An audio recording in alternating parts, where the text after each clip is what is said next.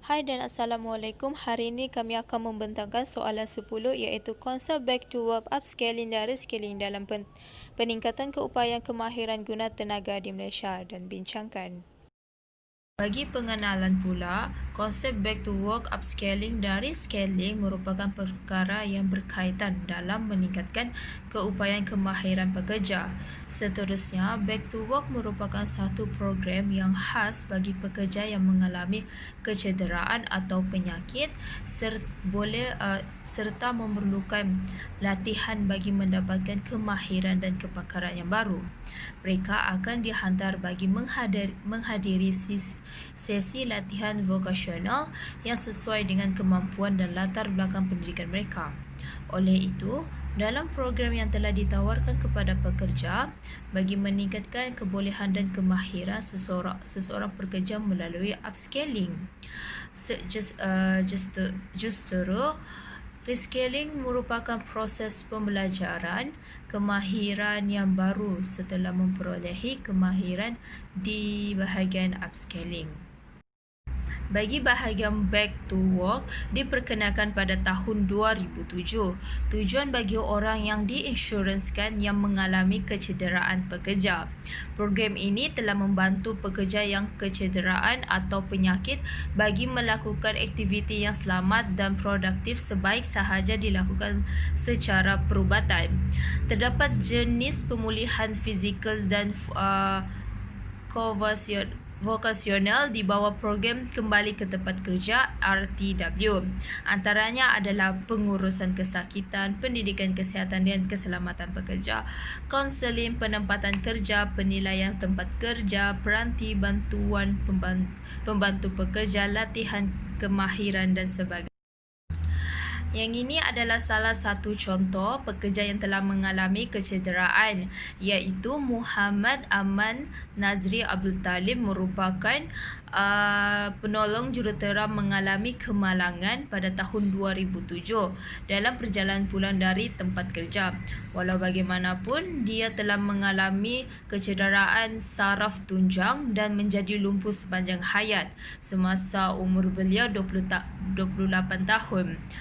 Seterusnya adalah menurut perbincangan dengan pengurus kes dan pegawai penempatan kerja telah menyebabkan keputusan bahawa dia harus memperolehi kemahiran baru untuk meningkatkan pendapatan dia, keupayaan dan membolehkan dia bekerja dari rumah.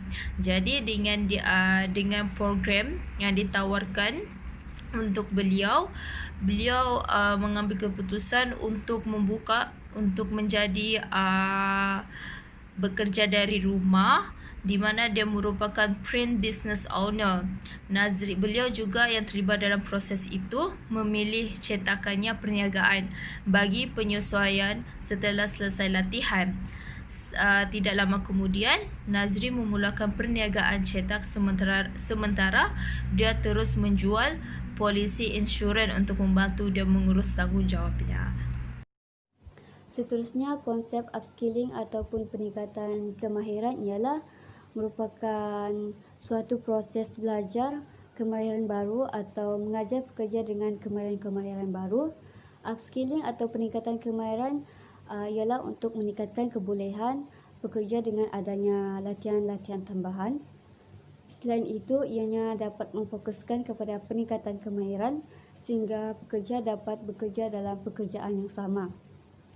Upskilling atau peningkatan kemahiran juga ialah bentuk latihan yang diberikan oleh pekerja dalam meningkatkan, menambah, memperluas atau memperkasakan pengetahuan sedia ada yang dimiliki oleh pekerja tersebut. Antara program yang dapat dilakukan untuk meningkatkan kemahiran pekerja ialah dengan adanya program Skim Latihan Dual Nasional SLDN dan juga program internship berstruktur SIP.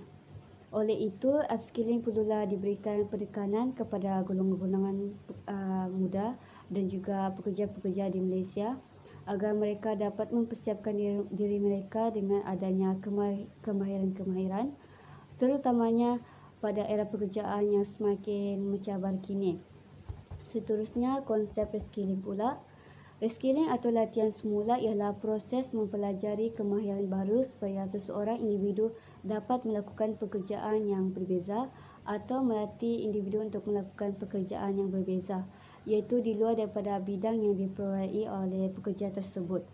Dengan itu, pengambilan pekerja lebih berfokus kepada mencipta kemahiran baru sehinggalah seseorang individu dapat melakukan pekerjaan yang berbeza. Malahan, reskilling atau latihan semula ialah suatu program latihan yang direka bentuk untuk membolehkan pekerja mendapatkan pengetahuan dan juga kemahiran mutakhir sejajar perkembangan teknologi semasa yang semakin banyak digunakan di Malaysia. Reskilling atau latihan semula sangatlah sesuai dilaksanakan apabila pengetahuan dan juga kemahiran sedia ada pekerja jumut dan tidak sesuai dalam konteks semasa. Selain itu, reskilling atau latihan semula merupakan program yang memerlukan pekerja dihantar ke kolej-kolej untuk mendapatkan sijil atau ijazah di luar bidang pekerjaan pekerja tersebut. Oleh itu, model insan atau pekerja-pekerja di negara ini perlulah diasah semula kemahiran-kemahiran yang ada agar sentiasa relevan dengan skop kerja. Contohnya memberikan kursus kepada pekerjaan industri yang mengendalikan peralatan analog kepada perkakasan digital seiring dengan revolusi industri 4.0.